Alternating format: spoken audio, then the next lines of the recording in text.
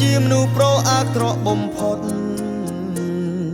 ចូលចិត្តស្រែកសំឡុតដាក់ឲ្យអូនយំយល់តែចិត្តខ្លួនឯងលេងចារឹកហម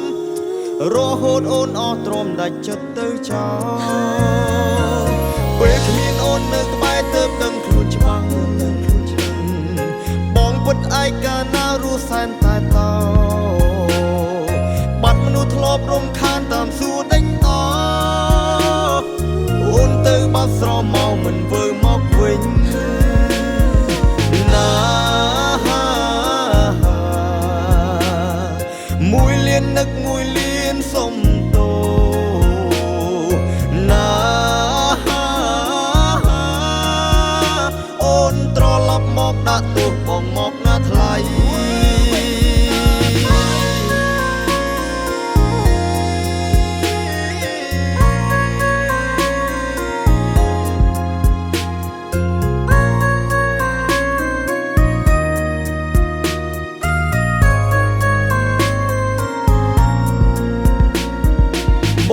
ជាមនុស្សប្រុសអាក្រក់បំផុត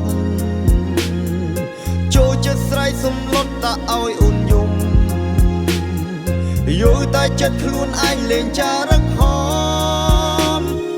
រហូតអូនអស់ទ្រាំដាច់ចិត្តទៅចោលពេលគ្មានអូននៅក្បែរទៅដឹងខ្លួនច្បាស់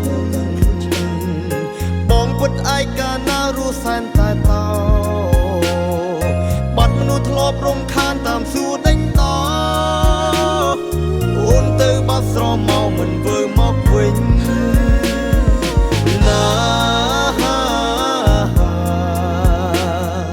មួយលៀននឹកមួយលៀនសុំតោណាអូនត្រឡប់មកដាក់ទោសបងមកណាថ្លៃណា